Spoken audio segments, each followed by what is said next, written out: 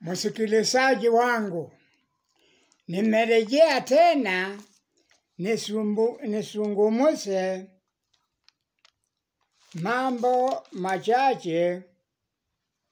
Wakati huu nimepata nafasi, na mambo hayo machache nataka kuyazungumza.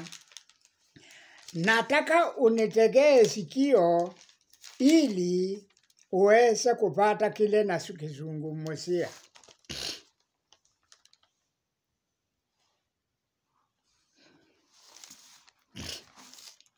Upate kuelewa na kile nataka kukizungumzia. Leo nataka kuzungumzia kuhusu msalaba wa Yesu. Na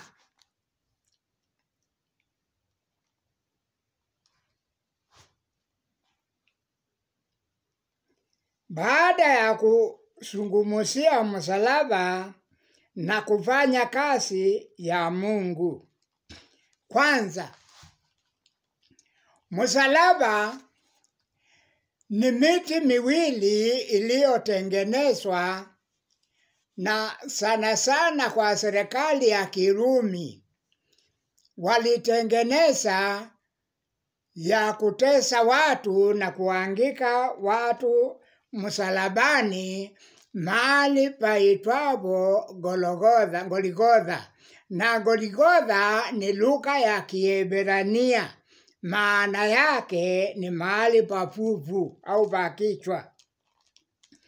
Ndio nataka nisungumuzie kuhusu msalaba huu. Na ulikuwa mzito, wakati mwingine mtu hakuweza kuubeba peke yake. Misalaba mingine ilikuwa mizito, ilibidi mtu asaidiwe. Na nataka unitegee sikio, tuende pamoja. Kitabu cha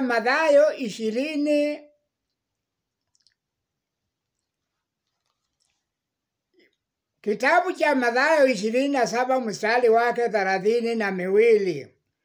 Na hata walipokuwa wakitoka, wakamwona mtu Mkurene jina lake Simoni. Huyo wakamshurutisha auchukue msalaba wake. Tuombe.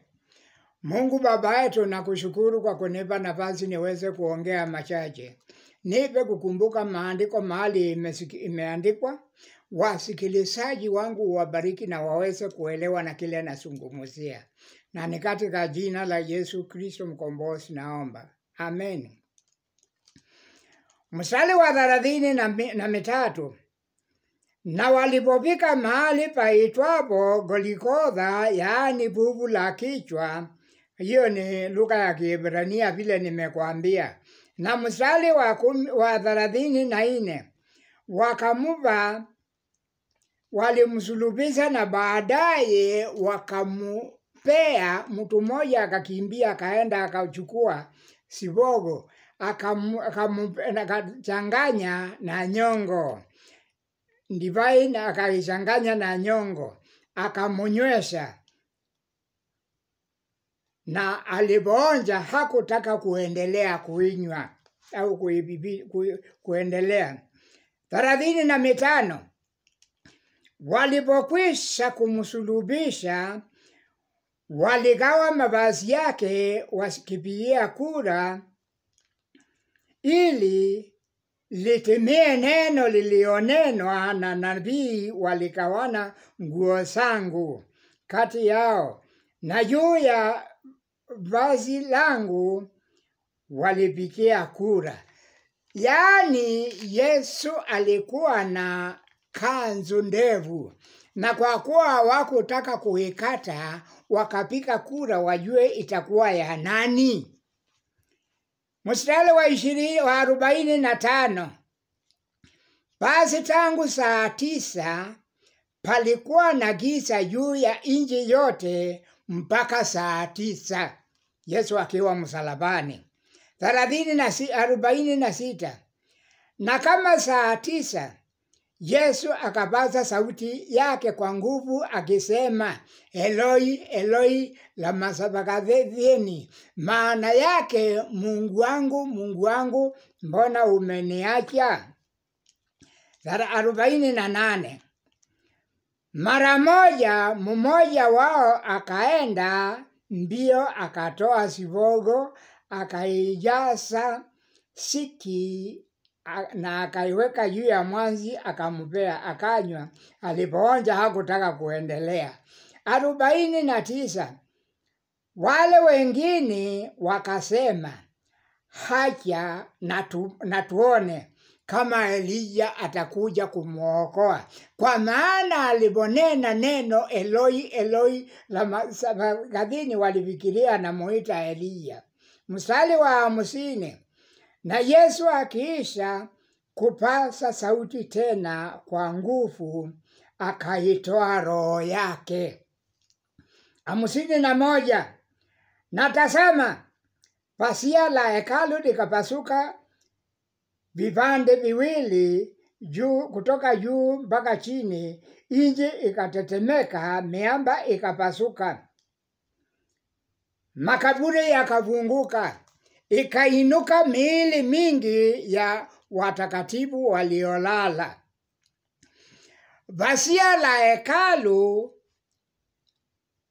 lililopasuka palionekana mahali patakatifu ambao hapakuwa pakionekana na kile mtu, isipokuwa kuhani aliingia pale mara moja kwa mwaka atoe dhabihu. Kwanza atoe dhabihu kwa ajili ya dhambi zake mwenyewe na kwa ajili ya familia yake, ili alienda na ndama ili aitoe kwa ajili yake, kabla na kuoga, kabla hajaingia mahali patakatifu, kwa kuwa haparuhusiwi kuingia mtu.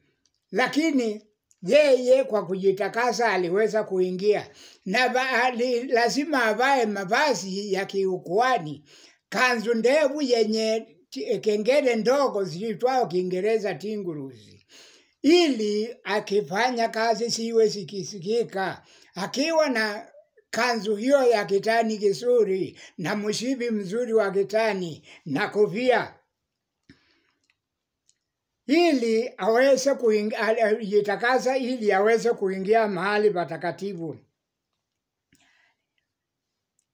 Na basi vazi la hekalu lilipopasua katikati, ikawa nafasi imefungua kwa kile mtu yoyote aaminie Yesu Kristo ni mwokozi wa maisha yake. Amepata ruhusa ya kuingia mahali patakatifu palikuwa pakiingia kwani mara moja kwa mwaka. Unanisikiliza mpendwa? Hata mtoto mdogo aliyoamini akikwambia, baba, mama, funga macho tuombe, utakubali, kwa maana amefanyika kuwa kuhani. Na sisi sote tumefanywa kuwa makuhani wa kifalme. Na nataka nikudhibitishie kimaandiko. Petro wa kwanza 2:9, bali ninyi ni mzao mteule, ukuhani wa kifalme, taifa takatifu, watu wa miliki zake Mungu, mupate kuzitazama fadhili zake yeye aliyewaitia. Mutoke gizani mukaingia katika nuru yake ya ajabu. Wafilipi 2:8, tena alipoonekana ana umbo kama mwanadamu, alinyenyekeza akawa mutiifu hata mauti, maana mauti ya msalaba. Mstari wa 9, kwa hiyo tena Mungu alimwadhimisha mno, akamukirimia jina lililopita kila jina, Waebrania 12 na mstari wake wa 2. Tukimtazama Yesu mwenyewe kwa alianzisha mwenyewe na kutimiza imani yetu, ambaye kwa ajili ya furaha iliyowekwa mbele yake alistamili msalaba na kudharau aibu, naye ameketi mkono wa kuume wa kiti cha enzi cha Mungu. Nitegee sikio usikie. Mambo yalibadilishwa na kifo cha msalaba. Mstari 13 mstari wa 12. Kwa ajili hii Yesu naye aliwatakasa watu kwa damu yake mwenyewe. Aliteswa nje ya lango. Mstari wa 13. Basi tutoke tumwendee nje ya kambi tukichukua shituma lake. Yesu aliangikwa nje ya kambi au ya mjengo wa hema ya Waisraeli. Mstari wa 14. Maana hapo hatuna mji udumuo, bali tutaivuta ile tunaivuata ule ujao. Hapa duniani hatuna mji wa kukaa siku nyingi. Tunatarajia mji wa mbinguni ule ujao. Mpendwa, nataka ujue sasa hutaweza kubeba msalaba. Wa mti hakuna. Sasa msalaba utabeba ni wa mambo, kudharauliwa na mambo mengi. Hakuna msalaba utakaobeba mambo utakapotenda ndiyo haya. Shariti udharauliwe na watu wa dunia. Kudharauliwa na watu, namba 1. Namba 2, kustumiwa na watu na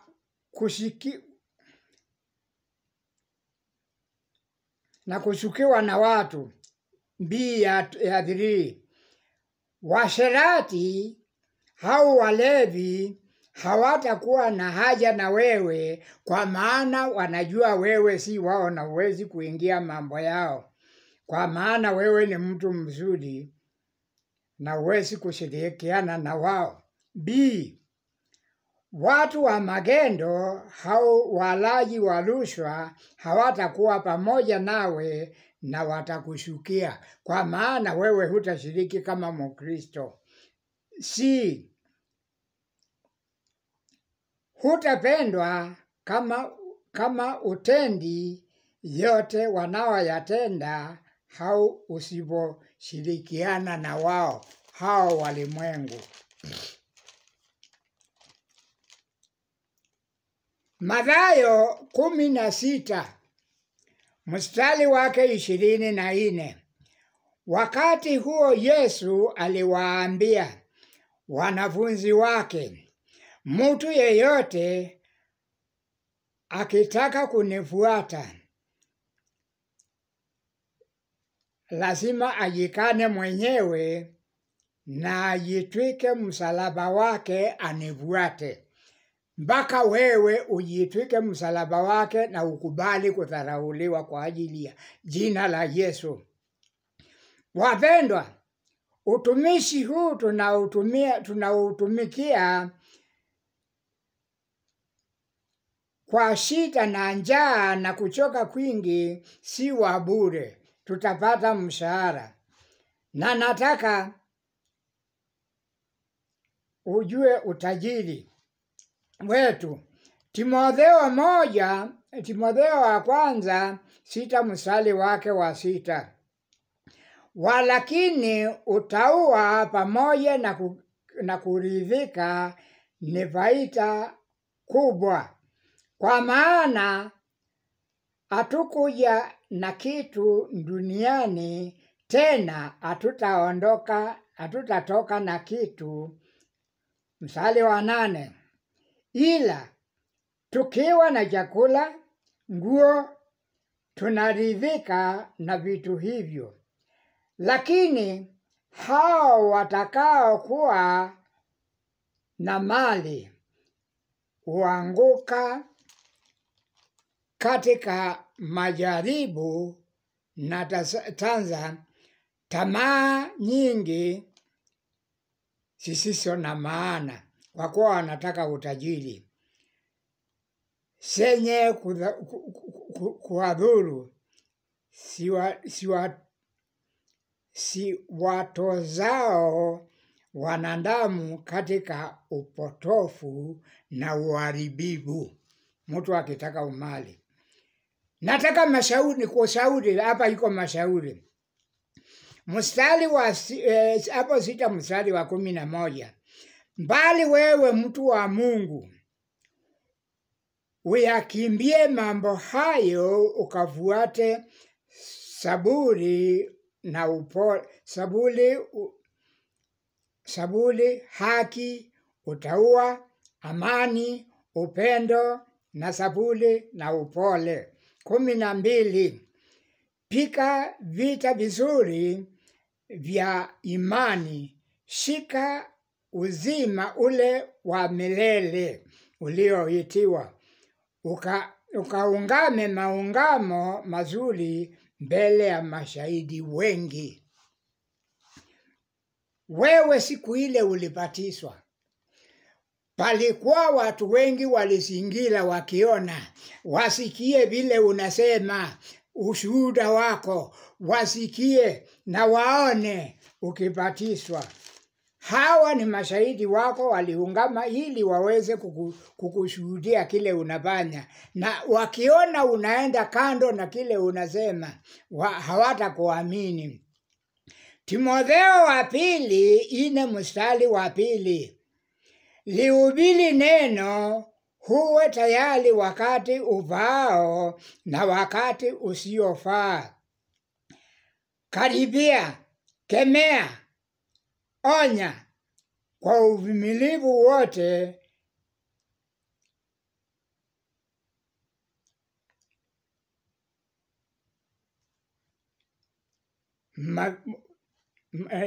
na mafundisho.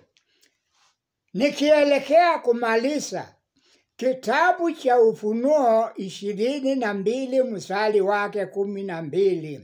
Tazama, naja upesi, na ujira wangu u pamoja nami, kumlipa kila mtu kama kazi yake ilivyo. Nimefika mwisho. Mpendwa, kazi yako umeifanyaje? Umefika kiwango cha kukubali na kusema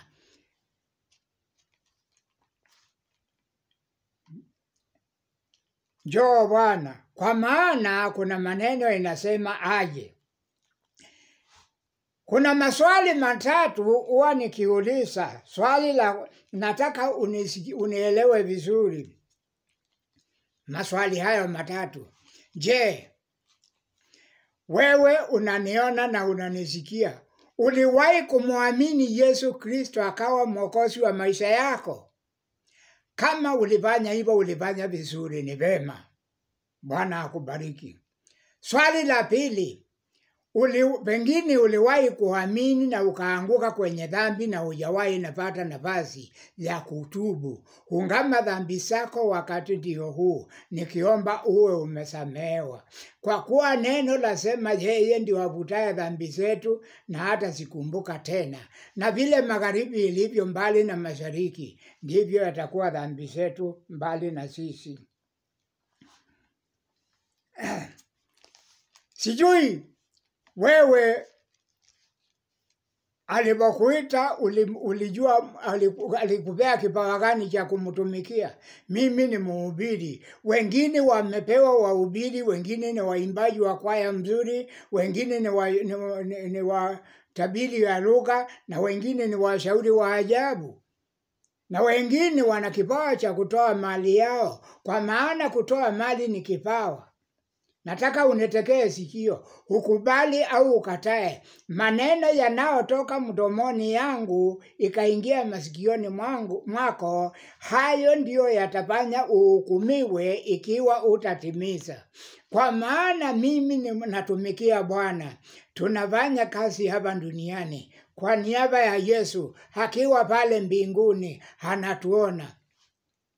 Unaweza kudharau kwa kuwa unaona ni kasee, lakini maneno si ya kasee, ni ya Mungu. Nataka unitekee sikio. Yesu alipokuwa hapa duniani alituambia tusijiweke utajiri wetu hapa duniani, pahali vikao vitu na hata mwizi uvunja na kuingia, lakini tujiwekee mbinguni. Ukitaka unaweza kusoma Mathayo 6 mstari wake 19. Na neno la Mungu lasema hivi, Mathayo Wagalatia 6 mstari wake wa 6 na wa 7 na wa 9. Mwanafunzi wa lile neno na amgawie mkufunzi wake vitu vyake vyote nzuri. Mstari wa 7, msitanganyike, Mungu adhihakiwi. Mstari wa 9, tusichoke na kutenda mema. Usitende leo kesho useme nimechoka, nilitenda hata jana. Tenda mpaka siku ya mwisho Yesu akija. Nataka usikie maandiko mengine yako Wakorintho wa kwanza 9 mstari wake 13 na 14. 13 yasema hivi, wale waliofanya kazi ya hekalu walikula vitu vya hekalu, na wale watu walifanya kazi madhabahuni walikula vya madhabahu, kwa kuwa kuna sehemu yao. Mstari wa 14, Yesu akaamuru. Sikia, ni kuamuru, si kusema. Mhubiri wa injili atakula injili hiyo, kwa maana mfanyikazi anastahili mshahara wake. Tunafanya kazi hapa duniani kwa niaba ya Yesu na anatuona. Midomo ya wahubiri wale wanakuhubiria ukasikia umebarikiwa. Midomo yao wale walioitwa kulingana na mapenzi yako ni posta ya kufikisha mbinguni. Nafikiri hujawahi kuona ngazi ya kuenda mbinguni upeleke utajiri, lakini nakwambia mahali ngazi ilipo. Ukubali au ukatae, maneno yanayotoka mdomoni huu wangu yanaingia masikioni mwako. Kama unadharau au unaona sio vizuri, jua hayo ndio utahukumiwa naye wakati Yesu atakapotuita pale angani, kulingana na waraka wa Wathesalonika wa kwanza 4 mstari wake 16 na wa 17. Kwa kuwa maandiko yasema, na Bwana mwenyewe atashuka kutoka mbinguni na mwaliko wa malaika mkuu, na wale waliokufa ndani ya Yesu Kristo watabubuliwa kwanza, na wale wako hai wabadilishwe miili ili waweze kumlaki Bwana angani, na pale tutakaa miaka 7 tukipokea mishahara. Je, wewe uko tayari kupokea mshahara? Na utapokea kwa ajili ya kazi gani uliotenda? Mpendwa, na kusii na kuomba ujitahidi utende kazi, kwa kuwa wakati umefika. Nakwambia tunafanya kazi hapa duniani kwa niaba ya Yesu Kristo, na Yesu juaja. Leo nifike hapo, tuombe. Mungu Baba yetu ishie milele, na kushukuru kwa kunipa nafasi niweze kuongea mambo machache. Wabariki wasikilizaji wangu. Sauti yangu ya nyamaza. Wale waliniomba niwaombee, sijui shida zao wasifahamu. Ikiwa ni kupungukiwa, unatuambia dhahabu na fedha ni mali yako. Unatawala juu ya vyote vilivyo duniani na vilivyo mbinguni. Sauti yangu ya nyamaza, Roho Mtakatifu apeleke ujumbe kwa wale wanaostahili. Na ni katika jina la Yesu Kristo naomba na kuamini. Amen.